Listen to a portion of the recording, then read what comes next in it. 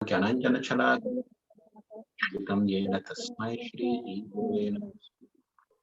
वाञ्छाकल्पतरुभ्यश्च कृपा सिन्धुभ्य एव च पतितानां पावनेभ्यो वैष्णवेभ्यो नमो नमः। श्री कृष्ण चैतन्य प्रभु नित्यानंद श्री अद्वैत गदाधर श्रीवासदि गौर भक्त वृंद। हरे कृष्णा कृष्ण कृष्णा हरे हरे, हरे राम राम राम हरे हरे। हरे कृष्णा। तो अगर आप सबको याद होगा, हम लोगों ने लास्ट वीक चर्चा कर रहे थे ध्रुव महाराज की कथा। ध्रुव महाराज अपने भाई के मृत्यु के कारण, जिनकी मृत्यु हुई थी यक्षों के द्वारा, यक्षों के साथ युद्ध करने गए और क्रोध में उन्होंने बहुत सारे यक्षों का वध किया।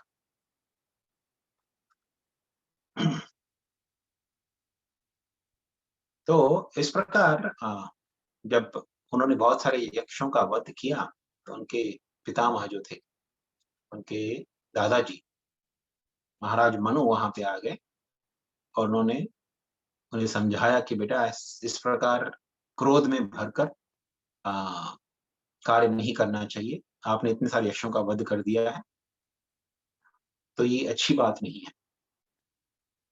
यक्षों के जो राजा हैं कुबेर, आपने उनको बहुत क्रोधित कर दिया है इतने सारे यक्षों का वध करने के द्वारा, क्योंकि यक्षों के राजा जो हैं वो कुबेर जी हैं। कुबेर जी को यक्षों का राजा माना जाता है। और सब जानते हैं कि कुबेर जो हैं वो, उनका नाम धनदा भी कहा जाता है। धनदा मतलब धन देने वाले। तो धन संपत्ति किसी के पास आती है, वो आती है कुबेर की कृपा से। हालांकि लक्ष्मी देवी जो हैं, उनकी कृपा से सब तरह के क्या कहते हैं, सौभाग्य आते हैं हमारे जीवन में। लेकिन धन जो है वो भी एक तरह का सौभाग्य माना जाता है, वो आता है कुबेर की कृपा से। तो मनु महाराज कहने लगे कि बेटा आपने ना कुबेर को बहुत क्रोधित कर दिया है, तो आप कृपा युद्ध रोक दीजिए और शांत हो जाइए। तो वैदिक सभ्यता में ऐसा था कि लोग पहले के जमाने में बड़ों की बहुत बहुत सम्मान करते थे, उनकी बात अनसुनी नहीं कर सकते थे। हम देखते हैं रामायण में भी भगवान रामचंद्र जी,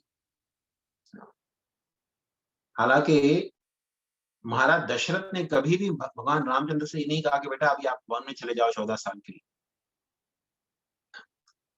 जब भगवान रामचंद्र गए मिलने दशरथ महाराज को, तो कैकेयी ने उनसे कहा बेटा कि तुम्हारे पिता ने मुझे वरदान दिए थे दो, तो मैंने एक वरदान में मांगा है कि तुम्हारी जगह भरत को राज्य मिलना चाहिए, दूसरे वरदान में मांगा है कि तुम्हें वन में जाना चाहिए 14 साल के लिए। तो हालांकि वो उनके पिता की आज्ञा नहीं थी, रामायण में ऐसा साफ लिखा गया है, कहीं भी दशरथ महाराज ने एक बार भी राम जी से नहीं कहा कि बेटा आप वन में चले जाओ 14 साल के लिए। मेरे वरदान का मान रखने के लिए आप वन में चले जाओ, ऐसा कभी नहीं कहा दशरथ महाराज ने राम, केवल कैकेयी ने बताया। बाद में जब रामचंद्र जी आते हैं दशरथ से आज्ञा मांगने, सीता और लक्ष्मण के साथ जा रहे थे वन के लिए, निकल रहे थे जब वन के लिए, तभी आज्ञा मांगने आते हैं। तो दशरथ तभी बोलते हैं राम को, बेटा तुम मुझे बंदी बना दो और मुझे कारागार में डाल दो और तुम राजा बन जाओ। इस तरह मेरा धर्म की रक्षा हो जाएगी और तुम्हें वन में नहीं जाना पड़ेगा। लेकिन रामचंद्र जी ने ऐसा नहीं किया, क्योंकि माँ की भी आज्ञा थी। वो माँ उनकी कह रही थी कि आपको वन में जाना है, भले ही सौतेली माँ थी, लेकिन माँ की आज्ञा थी और पिता के धर्म की रक्षा करनी थी, तो इसीलिए रामचंद्र जी वन में चले गए। हालांकि आजकल का युग जो है अभी ऐसा हो गया है कि बच्चों को ज्यादा सम्मान नहीं रहता जा रहा है बड़ों के प्रति। बहुत ही समाज जो है असभ्य होता जा रहा है। मुझे याद है जब हमारे पिताजी गुजर गए थे 2011 में, तभी हम सब भाई बैठ के मिल के याद कर रहे थे पिताजी को। तो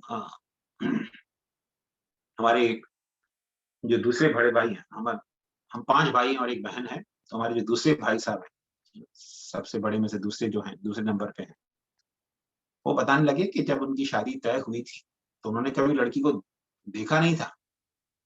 ये हम कुछ हज़ारों सालों पहले की बात नहीं कर रहे, हम कुछ 40 साल पहले की बात कर रहे हैं, 40-45 साल पहले की बात हुई, ज़्यादा से ज़्यादा। जब उनकी शादी तय हुई थी, तो उनको लड़की देखने को नहीं मिली। हाँ, उनके हमारे पिताजी जाके तय तय करके आ गए थे शादी। तो अ, वो हमारे भाई साहब बता रहे थे कि उन्होंने मम्मी से जाके कहा कि माँ, ऐसा संभव है क्या, देख सकता हूँ मैं लड़की? बोली बेटा मैं पूछती हूँ तेरे पिता से, अगर अ, मान जाएँगे तो ठीक है, देख लेना लड़की। तो जाके हमारी हमारी माताश्री ने जाके पिताजी से पूछा कि भाई ये लड़के को लड़की देखनी है। तो पिताजी बहुत क्रोधित हो गए। बोले कि इसके बाप ने कभी लड़की देखी थी कि इसको लड़की देखनी है? चुपचाप बैठो। और हमारे भाई की इतनी हिम्मत नहीं हो कि पिताजी के सामने जाके आँख मिला सके उनसे। इतना डरते थे और चुपचाप शादी कर ली। बिना देखे लड़की शादी कर ली। शादी में ही देखने को मिली लड़कियों को, है ना?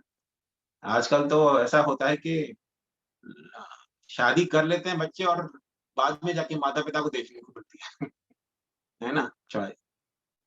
लेकिन जो ध्रुव महाराज थे, वो बहुत ही सभ्य थे। दादाजी ने कहा कि डाँट दिया और कहा कि बंद करो युद्ध, तो तुरंत युद्ध बंद कर दिया उन्होंने। और सम्मानपूर्वक क्षमा माँगी अपने दादी से, क्षमा कर दीजिए मुझे, मैं क्रोधित हो गया था। राजा का हालाँकि कर्तव्य है, क्योंकि किसी ने किसी की हत्या कर दी होगी इस प्रकार, तो राजा को कोई कृपा नहीं दिखानी चाहिए ऐसे व्यक्तियों के प्रति। ध्रुव महाराज का जो चरित्र है, वो एक अच्छे राजा का चरित्र है। वो ऐसे अपने भाई के की तरफ से नहीं कहते कि मेरे भाई का वध किया इसलिए इनके पूरे परिवार को, उनके पूरी जाति को खत्म कर दूँगा। नहीं, वो राजा के नाते गए थे कि भाई भी मेरी प्रजा है, वो भी एक प्रजा का हिस्सा है। तो मेरी प्रजा के किसी निर्दोष व्यक्ति को यक्षों ने मार डाला है, तो उन्हें दंड मिलना आवश्यक है। पहले के ज़माने में ऐसे होते थे राजा, प्रजा की पूर्ण तरह से रक्षा करते थे। आजकल के युग में देख लीजिए, कलयुग में ऐसा कहा गया है भागवतम में कि जिसके पास धन होगा उसी को केवल उसी के फेवर में अ, क्या कहते हैं, फैसला किया जाएगा। न्याय उसी को मिल पाएगा जिसके पास पैसा होगा। जिसके पास पैसा नहीं है उसको न्याय नहीं मिलेगा। अर्थात न्याय में पक्षपात होगा, जिस व्यक्ति के पास पैसा होगा उसी के पक्ष में न्याय का फैसला होगा। ये कलयुग का एक लक्षण है, भागवत में बताया गया है। लेकिन ध्रुव महाराज ऐसे नहीं थे। भले ही यक्ष जो तो होते हैं बहुत शक्तिशाली व्यक्ति होते हैं, बहुत ही शक्तिशाली। एक मेरी प्रजा के एक व्यक्ति को मारा है, तो मैं उनको दंड दूँगा, भले ही कितने भी शक्तिशाली क्यों ना हो। तो हाँ, ध्रुव महाराज ने युद्ध रोक दिया। जब युद्ध रोक दिया, तो कुबेर जी जो कि यक्षों के राजा हैं, वो वहाँ पर आ गए। और वहाँ क्यों आए? ऐसा नहीं कि क्रोधित होके आए कि अभी अभी इसने युद्ध रोक दिया है, तो अभी मैं जाके इसको दंड दूँगा। नहीं, वो प्रसन्न होते हुए आए। जब उन्होंने सुना कि ध्रुव महाराज ने अपने दादाजी की बात मानते हुए, मनु महाराज की बात मानते हुए उन्होंने युद्ध रोक दिया है, तो बहुत प्रसन्न हुए। प्रसन्न होकर आए और ध्रुव महाराज को आशीर्वाद देने लगे, बेटा तुमने बहुत अच्छा कार्य किया, तुमने अपने दादाजी के कहने पर युद्ध रोक दिया, तुमने अपने क्रोध को नियंत्रण कर लिया। यदि जब व्यक्ति को क्रोध आता है ना, तो कोई बड़ा हो बूढ़ा हो कोई भी व्यक्ति हो, किसी का नहीं सुनता है वो। लेकिन हालांकि ध्रुव महाराज क्रोधित थे, युद्ध कर रहे थे वहां पे, तो ऐसे सामान्य क्रोध नहीं था, युद्ध ऐसे कर रहे थे कि लोगों को मार रहे थे युद्ध में, इतना क्रोध में थे वो। लेकिन फिर भी जब दादाजी ने कहा तो रुक गए, तो कुबेर बोले कि आपने इतने क्रोधित होने के बावजूद अपने दादाजी की बात मानकर युद्ध रोक दिया, आप सचमुच में महान व्यक्ति हैं। क्योंकि सामान्य व्यक्ति अपने क्रोध पे नियंत्रण नहीं कर पाता है। कोई एक बहुत ही सभ्य व्यक्ति होगा, महान व्यक्ति होगा, वही अपने क्रोध को नियंत्रण में कर पाता है। कई बार लोगों को लगता है महान व्यक्ति जो होंगे उनको क्रोध आना ही नहीं चाहिए। नहीं, ऐसा नहीं है। एक सज्जन और महान व्यक्ति में और एक दुर्जन और सामान्य व्यक्ति में यही अंतर होता है कि महान जो व्यक्ति होते हैं, क्रोध उनके वश में होता है। ऐसा नहीं कि क्रोध नहीं करते हो, क्रोध करते हैं, लेकिन क्रोध उनके वश में होता है। अब देखिए, क्रोध की भी अपनी एक क्या कहते हैं, ये है, क्या कहते हैं, क्रोध का भी अपना एक नियम है और क्रोध का भी अपना एक यूटिलिटी है। ऐसा नहीं कि क्रोध नहीं आना चाहिए, नहीं। युद्ध भूमि में क्रोध होना बहुत आवश्यक है, नहीं तो युद्ध कहां से करेंगे। अब जब देखिए, हनुमान जी गए थे लंका में सीता माता की खोज करने, जब रावण के सामने गए तो ऐसा नहीं कि पहले प्रेम से बात किया, लेकिन जब रावण नहीं सुने तो हनुमान जी को क्रोध भी आया था और उसी क्रोध में उन्होंने लंका को जलाकर भस्म कर दिया। ऐसा नहीं कि हनुमान को कोई क्रोध ही नहीं था और ऐसे हंसते हंसते लंका को जला दिया, नहीं, क्रोध में ही लंका को जला दिया था। तो क्रोध भी भगवान की सेवा में लगाया जा सकता है। हनुमान जी ने क्रोध को भी भगवान की सेवा में लगाया, राम जी की सेवा की उसके द्वारा।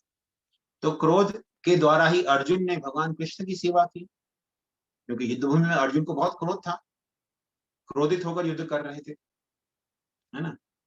कितने लोगों को मारा, अपने पितामह को, आचार्यों को, कितने लोगों को मारा उन्होंने। तो क्रोध के बिना तो संभव नहीं है युद्ध कर पाना। तो उन्होंने क्रोध के द्वारा भगवान कृष्ण की सेवा की, है ना। तो क्रोध का अपना ही एक यूटिलिटी है, अपना ही एक महत्व है सामान्य जीवन में। लेकिन सामान्य व्यक्ति जो होते हैं वो क्रोध के द्वारा नियंत्रित हो जाते हैं।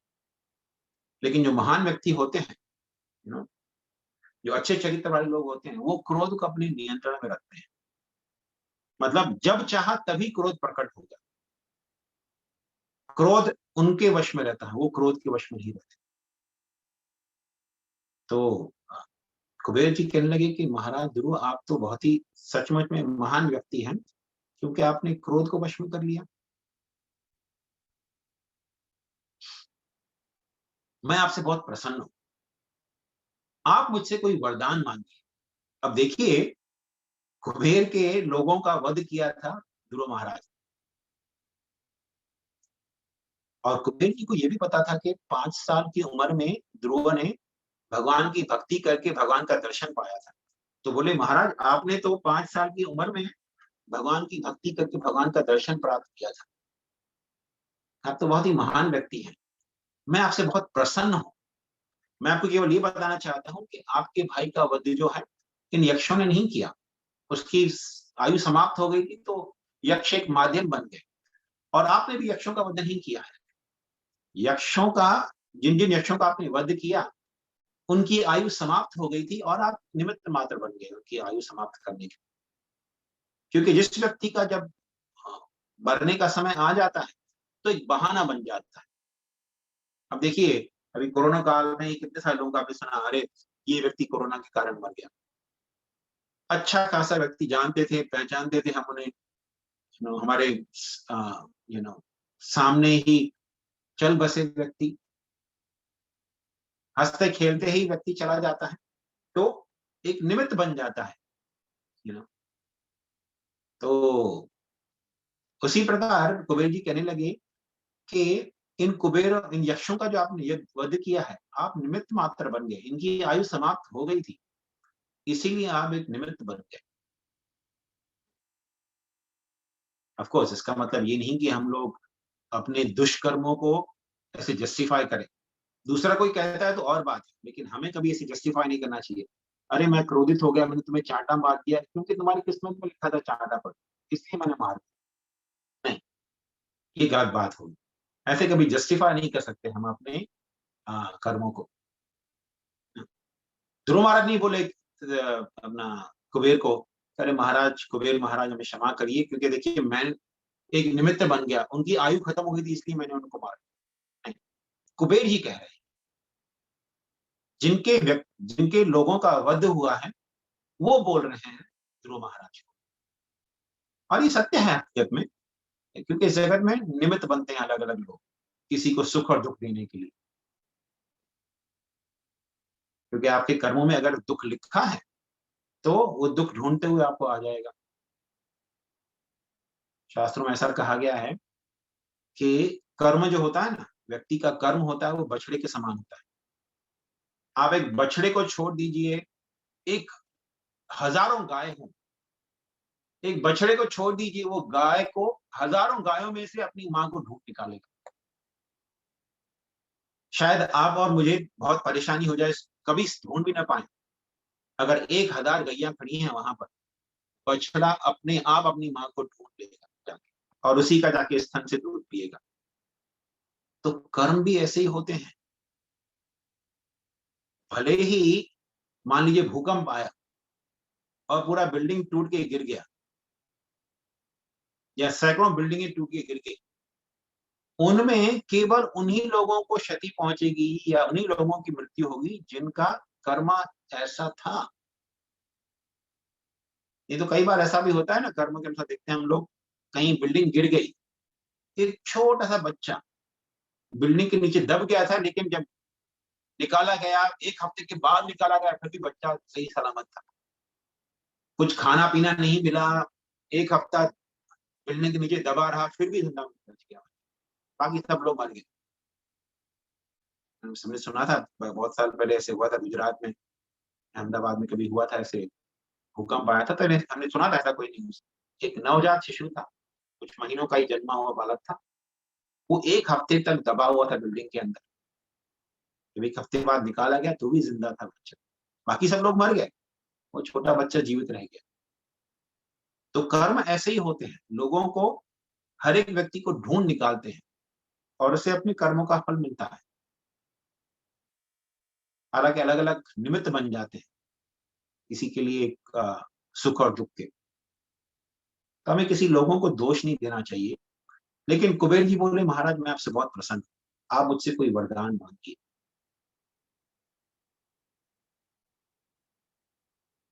ये बहुत ही महत्वपूर्ण बात है। जो व्यक्ति भगवान की भक्ति करता है, जैसे ध्रुव महाराज ने भगवान की भक्ति की थी ना, तो जो व्यक्ति भगवान की भक्ति करता है, उसके साथ सारे देवतागण अपने आप ही प्रसन्न हो जाते हैं। हालांकि ध्यान देने योग्य बात यह है कि ध्रुव महाराज ने कुबेर के लोगों का वध किया था, और यहाँ कुबेर उनको वरदान दे रहे, क्या आप मुझसे कोई वरदान मांगिए। और कौन वरदान दे रहे हैं? धनदा, कुबेर जी जो सारे धन के देने वाले हैं। तो ध्रुव महाराज जी ने बोले, ठीक है महाराज, आप मुझे थोड़ा यू नो एक $500 मिलियन दे दीजिए। नहीं, कोई धन नहीं मांगे उनसे। ध्रुव महाराज हाथ जोड़ के कुबेर से प्रार्थना किए कि हे यक्षराज, अगर आप मुझे कुछ देना चाहते हैं तो मेरी एक ही प्रार्थना है आपके साथ, कि मुझे ये वरदान दीजिए कि मैं भगवान कृष्ण की भक्ति कर सकूं, मैं भगवान के चरण कमलों को भी भूलूं नहीं, हमेशा भगवान का स्मरण कर पाऊं, यही मुझे आप वरदान दीजिए। तो कुबेर जी बहुत प्रसन्न हुए, बोले तथास्तु, मैं आपको वरदान देता हूं। तो इस प्रकार कुबेर जी वरदान देकर चले गए अपनी धाम, और फिर ध्रुव महाराज भी अपने घर लौट आए। और इस प्रकार ध्रुव महाराज ने पूरे 36,000 साल तक, 36,000 साल तक उन्होंने राज्य किया, और बहुत ही अच्छे राजा बन के उन्होंने अपना राज्य किया। फिर जब उनका समय आया इस जगत से जाने का, तो ऐसे कहा जाता है कि लोगों को मृत्यु आती है ना, मृत्यु आती है तो शरीर छोड़ना पड़ता है, और तभी जाके आत्मा जो है कहीं अगले गंतव्य पे जाता है।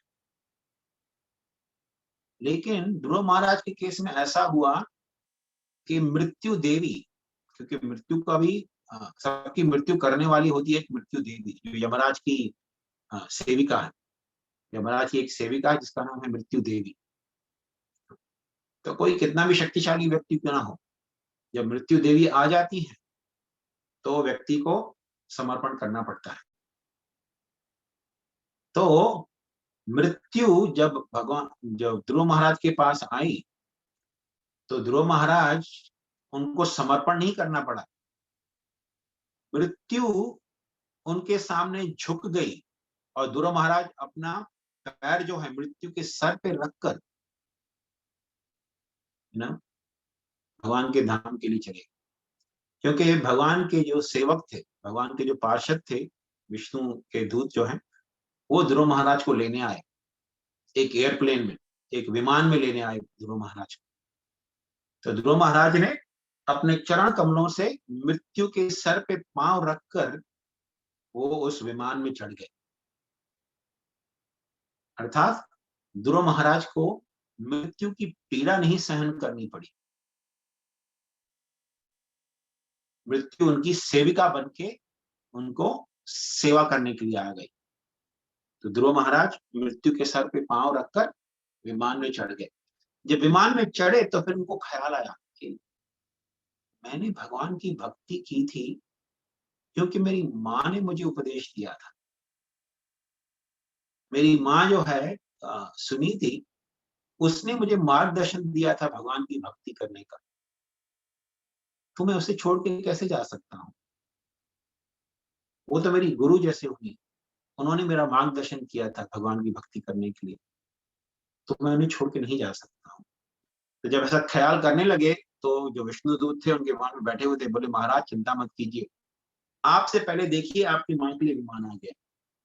वो ऑलरेडी विमान में बैठी है दूसरे विमान में, और वो भी जा रही है भगवान के धाम आपके साथ। तो ध्रुव महाराज बहुत प्रसन्न हुए और फिर विमान के द्वारा उनको ध्रुव लोक ले जाया गया। तो फिर जब ध्रुव महाराज इस प्रकार यू नो भगवतधाम गए तो लेकिन भगवतधाम जाने के लिए उन्होंने पहले वन में चले गए थे। वो अपने राज्यपाट को अपने बेटों को सौंप कर चले गए थे। तो ध्रुव महाराज के दो बेटे थे। बड़े का नाम था उत्कल, और उत्कल जो था बहुत ही सज्जन और भगवान का भक्त था। उसे राजपाट में कोई रुचि नहीं थी और वो पूरी तरह अपना समय जो थे भगवान की भक्ति में लगाते थे। तो उन्होंने अपने पिता से राज्यपाट स्वीकार नहीं किया क्योंकि वो हमेशा भगवान की भक्ति में लगे रहते थे। तो लोगों को लगा कि शायद ये कम बुद्धि वाला व्यक्ति है, इसे राजपाट में कोई रुचि नहीं है। ऐसे होता है ना आजकल भी, देखिए अगर कोई व्यक्ति धन संपत्ति में ज्यादा रुचि नहीं रखता हो तो लोग बोलते हैं शायद इसके साथ उसकी बुद्धि की कमी है। लोगों को लगता है जो व्यक्ति धन कमाने में रुचि नहीं रखता मतलब वो कम बुद्धि वाला है। हकीकत में बुद्धिमान व्यक्ति जो होते हैं वो इस बात का चिंतन करते हैं कि भाई ये जगत में तो सब कुछ क्षणभंगुर है। मैं कितना भी धन संपत्ति कमा लूं, मृत्यु के समय तो सब छोड़ के जाना पड़ेगा। एक हमारे सोशल मीडिया ग्रुप में किसी ने तो पोस्ट किया था, एक बहुत अच्छा कार्टून पोस्ट किया था। एक व्यक्ति दो बड़े बैग लेके आ रहा है, बैग में से नोट गिर रहे हैं, पूरे भरे हुए हैं बैग नोटों से। और जब वो मृत्यु के पास पहुंच जाता है, मृत्यु देवी खड़ी है उसके सामने अपना त्रिशूल लेकर, तो बोलती है अभी इससे आगे ये सारा इधर सब छोड़ना पड़ेगा, बैग कोई बैग अलाउड नहीं है। यहाँ से जो यात्रा करने वाले हैं इसमें कोई बैगेज अलाउड नहीं है। जैसे हम विमान में जाते हैं, कभी एयरप्लेन में जाते हैं तो 2 बैग अलाउड होते हैं। तो वो बोल रही है इसके आगे कोई बैग अलाउड नहीं है, सारे बैग यहीं छोड़ो। तो उत्कल को सब लोग सोचने लगे कि ये शायद मूर्ख है, इसके पास अकल की कमी है तो इसे राजा नहीं बनने देंगे। लेकिन दूसरा पुत्र था यू नो अपना ध्रुव महाराज का, उनका नाम था वत्सर। तो वत्सर जो है वो राजा बने। और फिर वत्सर के 6 संतानें हुई। और इस प्रकार परंपरा चलती आई। बहुत सारी संतानें, उनके राजा के बेटे, फिर बेटे हुए। ऐसे भागवत में विवरण है कि वत्सर की 6 संतानें हुई, तो 6 संतानों के नाम दिए गए हैं इस प्रकार: पुष्पार्ण, दिग्मकेतु, ईश, उज्र, वसु और जय। ये 6 बेटे थे उनके। उसमें से पुष्ण जो थे, पुष्ण के 2 पत्नियां थी। तो प्रभा से उनको 3 पुत्र हुए। एक प्रभा नाम की पत्नी थी और दूसरी दोषा। तो प्रभा के 3 पुत्र हुए: प्रातर, मध्य निधनम और सायं। और दोषा जो उनकी दूसरी पत्नी थी, उनके भी 3 पुत्र हुए: प्रदोष, निष्ठा और विष्टु। और इसमें से विष्टु जो थे, हाँ, उन्होंने अपनी पत्नी के द्वारा एक बहुत ही शक्तिशाली पुत्र सर्वतेज को जन्म दिया। और सर्वतेज की पत्नी के द्वारा उन्होंने एक पुत्र को जन्म दिया जिसका नाम था चक्षुष। अभी चक्षुष जो है, आगे चलकर मनु बने। जैसे हम चर्चा कर रहे हैं, मनु महाराज स्वयंभू मनु थे, वो पहले मनु थे।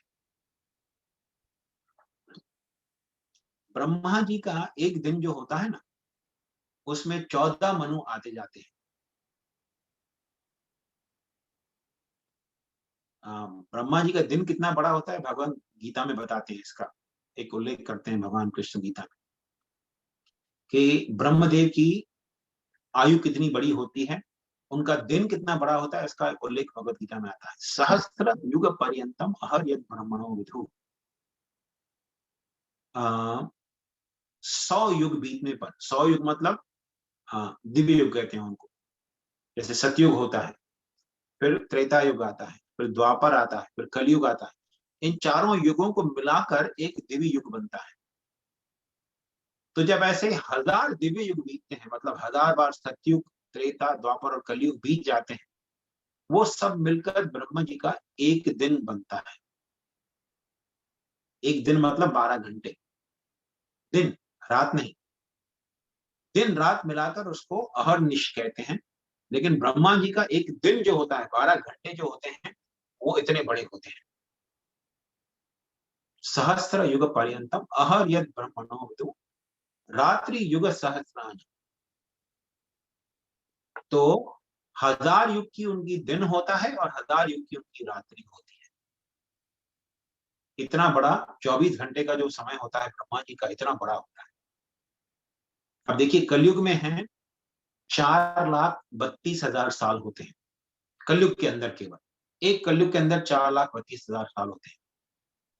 उससे दुगना होता है द्वापर युग, मतलब 8,64,000 साल। इस पृथ्वी पे जितने साल बीतते हैं, उतने द्वापर युग का समय होता है। उससे 3 गुना, मतलब 4,32,000 से 3 गुना होता है त्रेता युग। और 4,32,000 से 4 गुना होता है सतयुग। मतलब चारों युगों को मिलाएंगे तो 4.32 मिलियन ईयर्स, मतलब 43,20,000 सालों में एक दिव्य युग बनता है। और ऐसे 1000 युग बीतने के बाद ब्रह्मा जी का एक दिन पूरा होता है केवल। और 2000 ऐसे दिव्य युग बीतने पर ब्रह्मा जी के 24 घंटे खत्म होते हैं, दिन और रात खत्म होता है। तो ब्रह्मा जी के एक दिन में जब 1000 दिव्य युग बीतते हैं ना, उसके अंदर 14 मनु आते जाते रहते हैं। तो हम चर्चा करने पहले मनु की। स्वयंभू मनु के 5 संतानें थी: उतानपाद महाराज, प्रियव्रत महाराज, अकुति, प्रसूति और देवहूति। जिसमें से हमने प्रसूति और देवहूति का चर्चा कर लिया, और अभी उतानपाद महाराज के वंशज का चर्चा चल रहा है। तो ये पहले मनु है, महाराज मनु, जो स्वयंभू मनु कहलाते हैं। तो उसके बाद दूसरे मनु थे, तीसरे मनु। तो छठे मनु जो थे वो चक्षुष मनु होते हैं। तो एक एक मनु जो होता है लगभग 71 दिव्य युगों तक राज्य करता है इस संसार में। तो जो पहले महाराज मनु थे, स्वयंभू मनु, उन्होंने 71 दिव्य युगों तक राज्य किया।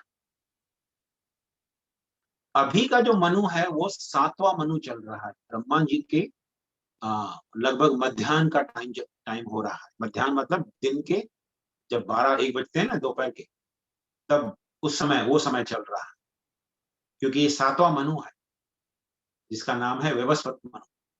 इससे पहले के जो मनु थे वो चक्षुष मनु थे। तो ये सर्वतेज का जो बेटा था उसका नाम था चक्षुष, वो छठे मनु बने थे। और फिर यू नो चक्षुष मनु की जो पत्नी थी उनके द्वारा उन्होंने कई पुत्रों को जन्म दिया, जिनके नाम थे पुरु, कुत्स, त्रिता, द्युम्न, सत्यवान, ऋता, व्रता, अग्निष्ठोमा, अतिरथा, प्रद्युम्न, शिबी और उल्मुख।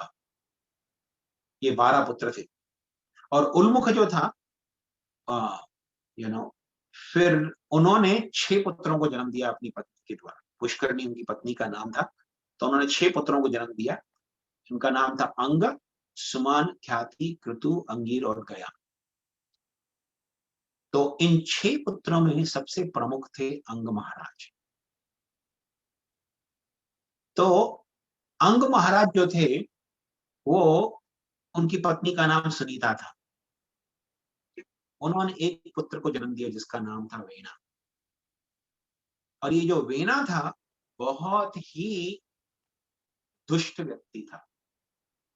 जैसे आजकल युग में देखते हैं ना, औरंगजेब सुना है हमने, मुगल सेना में, मुगल राज्य में औरंगजेब नाम का एक राजा था, है? बहुत ही दुष्ट था। उसी प्रकार ये वेना जो था बहुत ही दुष्ट, अत्यंत ही दुष्ट व्यक्ति था। हालांकि ध्रुव महाराज के वंश में सारे राजा जो हुए बहुत ही अच्छे थे, लेकिन ये एक व्यक्ति जो था वेना, अत्यंत ही दुष्ट व्यक्ति बना।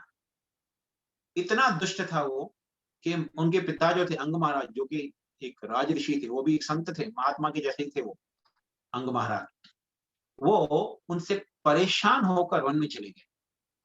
बेटे ने इतना परेशान कर दिया, इतना परेशान कर दिया, इतना बुरा नाम हो गया कि इनका बेटा, अरे अंग महाराज का बेटा तो इतना दुष्ट है, इतना बेकार है। तो वो परेशान होकर वन में चले गए। सब कुछ छोड़ छाड़ के, बेटे को राजा नहीं बनाया, सब कुछ ऐसे ही छोड़ के चले गए वो। तो ये कथा बता रहे थे मैत्रेय ऋषि विदुर को। तो विदुर को ये उत्कंठा हुई कि मैत्रेय जी ये बताइए कि अंग महाराज तो बहुत ही बड़े साधु थे, साधु व्यक्ति थे, राजऋषि थे ना, उनको अपने नियंत्रण, इंद्रियों पे पूरा नियम संयम था, कभी किसी का बुरा नहीं चाहते थे। तो उनके घर में वेना जैसा दुष्ट राजा कैसे जन्म लिया? तो मैत्रेय ऋषि बताते हैं कि ऐसा होता है परिवार में कि पुत्र जो है वो माँ के परिवार से गुण प्राप्त करता है, और बेटी जो होती है अधिकतर पिता के परिवार से गुण प्राप्त करती है। तो ऐसा कहा जाता है कि ऐसे हमेशा नहीं होता कि एक्सेप्शन भी होते हैं, लेकिन अक्सर ऐसा होता है कि बेटा जो होगा वो अपने माँ के पिता से, मतलब नाना जी के गुण को काफी ग्रहण करता है अपने जीवन, अपने आप आ जाते हैं, बिना देखे भी आ जाते हैं उसके गुण, नाना जी के गुण। और बेटी के अंदर दादी के गुण आ जाते हैं, अपने पिता के परिवार से गुण आते हैं उसके अंदर, दादा दादी के गुण उसके अंदर आते हैं। तो ऐसे कहा जाता है। तो मैत्रेय ऋषि बताने लगे कि सुनीता के जो पिता थे वो साक्षात मानो यू नो यम का दूसरा रूप ही थे। बहुत मतलब कठोर व्यक्ति थे। सुनीता के जो पिता थे वो बहुत ही कठोर व्यक्ति थे। तो उनका वो कठोरता का गुण जो आ गया वीणा के अंदर, और उसके साथ साथ दुष्टता भी आ गई उसके अंदर। तो बहुत ही दुष्ट व्यक्ति था वो। वो दुष्ट कैसे था? वो जाता था क्योंकि राजा का बेटा था ना, तो प्रिंस हुआ, तो जाएगा खेलने लोगों के बच्चों के साथ, दूसरे बच्चों के साथ, और खेल बच्चे को नदी में डुबा देगा। और माता पिता हाय करते हैं, हाय हाय महाराज आपके बेटे ने मेरे बेटे को मार दिया, बिना किसी दोष के उसे मार दिया। अब ये राजा का बेटा है तो उसे दंड भी नहीं दिया जा सकता, तो क्या करे? दंड देना चाहिए था, लेकिन अगर दंड दे देंगे तो एक ही राजा का बेटा था, तो फिर राजा कौन बनेगा? तो अंग महाराज ने बहुत प्रयत्न किया उसे सुधारने का, दंड देने के द्वारा और शिक्षा उपदेश के द्वारा काफी प्रयत्न किया। लेकिन ये वेना भी जो था, उसने भी वन में जाके तपस्या वगैरह किया और उसके पास सारी शक्तियां आ गई थी। वन में जाके तपस्या करने से शक्ति आती है व्यक्ति के अंदर। तो उसके साथ उसके पास 8 तरह की शक्तियां थी, अनिमा लगना जैसी सिद्धियां थी उनके पास। लेकिन बहुत ही दुष्ट व्यक्ति था। तो जब वे अंग महाराज चले गए वन में और कोई राजा नहीं था, क्योंकि वेना को राजा नहीं बना के गए, तो जब राजा नहीं था, जब राजा ना हो तो एडमिनिस्ट्रेशन जो होता है कोई करने वाला नहीं होता है। कोई चोर पकड़ा गया तो उसको दंड कौन देगा? राजा ही दंड देते हैं। तो कोई दंड देने वाला नहीं था, कुछ नहीं था। तो चोर उचक्के बहुत बढ़ गए पूरे राज्य में। चोर उचक्के डाकुओं की संख्या बहुत अधिक हो गई, तो पूरी प्रजा जो है त्रस्त होने लगी। तो हालांकि ऋषि मुनि गण जो होते हैं वो कभी भी राज्य में रुचि नहीं रखते हैं, लेकिन जब ऋषिगण देखे कि पूरी प्रजा जो है बहुत त्रस्त हो रही है, इस प्रकार से उनको बहुत परेशानी हो रही है, चोर उचक्के बहुत बढ़ गए हैं, डाकू लोग परेशान कर रहे हैं प्रजा को, तो ऋषिगण सोचे कि चलो अब ये वेना जो है बहुत ही दुष्ट व्यक्ति है, लेकिन राजा के गुण हैं इसके अंदर, तो राजा बना देते हैं इसे, और कम से कम चोर उचक्कों से छुटकारा मिलेगा। तो उन्होंने मिलके वेना को राजा बना दिया। तो ये बहुत सुंदर तथ्य है यहाँ पर कि पहले के जमाने में लोग, सामान्य लोग जो होते थे वो वोट के द्वारा राजा नहीं बनाते थे। केवल ऋषि मुनि गण होते थे, उनको वोट का राइट होता था, क्योंकि ऋषि मुनि गण के अंदर बुद्धि होती है। उन्हें पता होता है किस व्यक्ति को राजा बनाना चाहिए, किसको नहीं बनाना चाहिए, कौन व्यक्ति प्रजा का भला चाहेगा, कौन चोर चक्का है जो केवल प्रजा को लूट लेगा। तो हालांकि ऋषि मुनि गण को लगा कि ये व्यक्ति बहुत दुष्ट है, इसे राजा बनने का नहीं देना चाहिए, लेकिन अभी इतने चोर चक्के बढ़ गए हैं तो इसे राजा बना देते हैं फिलहाल, और अगर बाद में इसने कुछ ज्यादा बदमाशी की तो हम अपनी शक्ति के द्वारा से मार डालेंगे, क्योंकि ऋषि मुनियों के पास शक्ति होती है, केवल श्राप दे दिया तो व्यक्ति मर जाएगा। तो ऋषि मुनियों ने सोचा कि चलो अगर कुछ ज्यादा से बदमाशी की तो हम श्राप के द्वारा से मार देंगे, लेकिन अभी कम से कम प्रजा का रक्षण तो हो, चोर उचक्के डाकू बहुत बढ़ गए हैं। तो ये सोच के उन्होंने उन्हें राजा बना दिया। तो अभी ऑलरेडी 8:45 हो गए, तो इसके आगे क्या होता है, वेना की क्या गति होती है, किस प्रकार राजा बनते हैं और क्या करते हैं आगे चल के, उसकी हम अगले हफ्ते चर्चा करेंगे।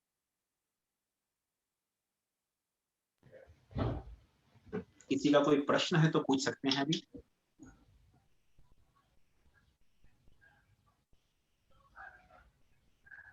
You can unmute.